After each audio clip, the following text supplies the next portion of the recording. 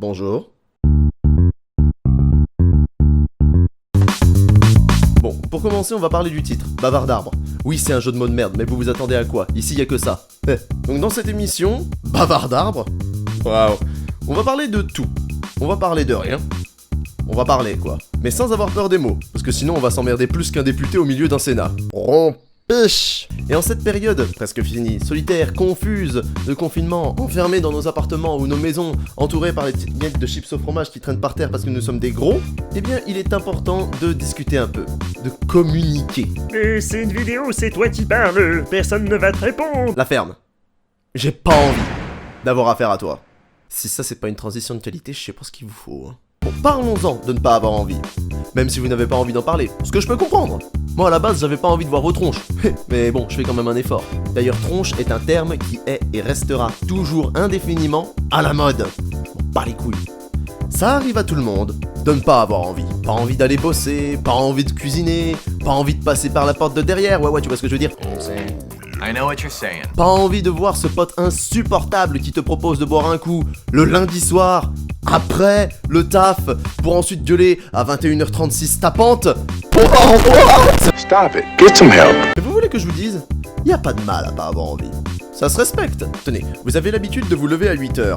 Et là, d'un coup, au réveil, pile au meilleur moment de votre rêve où vous allez enfin déguster ce délicieux éclair au chocolat, et à la place, vous vous retrouvez comme un con à l'hôpital avec votre réveil coincé entre deux prémolaires.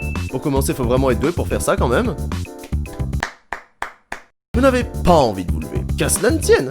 Restez au lit, vous n'avez rien de prévu sur le calendrier et ça ne changera strictement rien. Le monde se fout de votre existence. Vous n'avez pas envie d'aller au travail? N'y allez pas. C'est pas grave, vous en trouverez un autre de travail. Et eux, de leur côté, ils trouveront un employé meilleur que vous. Ah, c'est comme ça que ça fonctionne, hein. Un rouage se barre, on le remplace par un neuf. Vous n'avez pas envie de pratiquer une fusion de fluides reproducteurs avec votre, ou vos, conjoints? Peu importe, ça sera pour plus tard. Même si cela provoquera inévitablement la frustration de la personne en face, bah, il lui restera toujours ses mains et sa patience. Et moi, je veux faire l'amour! Oui, c'est cruel dit comme ça, mais c'est ainsi. Quel bel enculé. Quel bel enculé. Sur le même principe que non, c'est non, ne pas avoir envie veut simplement dire j'ai pas envie. Ta mère. Aller à l'encontre de la décision de quelqu'un qui n'a pas envie de prendre part à quelque chose, de faire quelque chose, de dire quelque chose. Forcer une personne à aller à l'encontre de ses envies et de sa volonté, ça peut s'apparenter à un viol.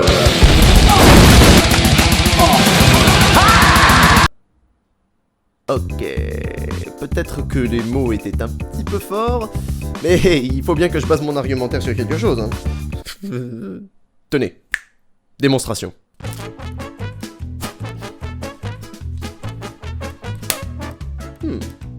Oh.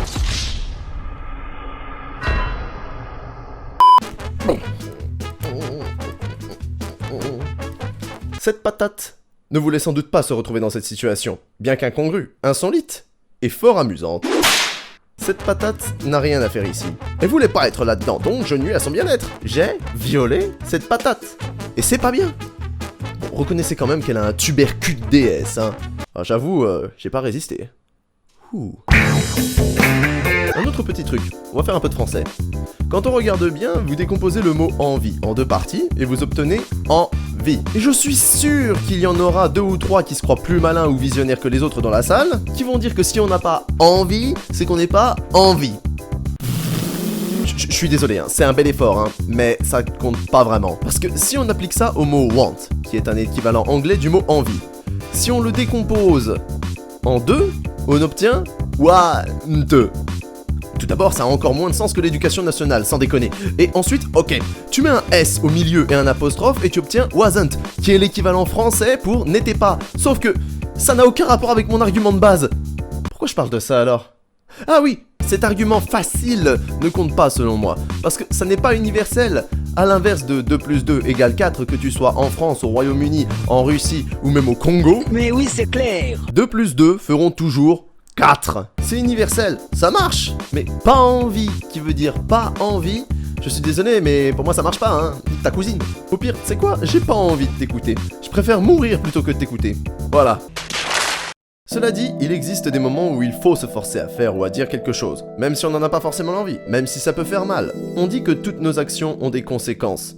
Gardez aussi en tête que l'inaction peut avoir des conséquences, positives comme négatives. Si pour éviter de nuire à quelqu'un qui nous tient à cœur, si on veut éviter de perdre quelque chose qui est important pour nous, qui nous aide à tenir d'une manière ou d'une autre, bref, s'il faut se forcer pour obtenir quelque chose de positif en retour, même si on n'a pas forcément l'envie pour ça, c'est probablement un effort bien insignifiant par rapport à ce que vous pouvez gagner, et qui vaut sûrement tous les marathons du monde pour certaines personnes. Pensez-y. Respectons donc la non-envie. Et gardons un certain équilibre.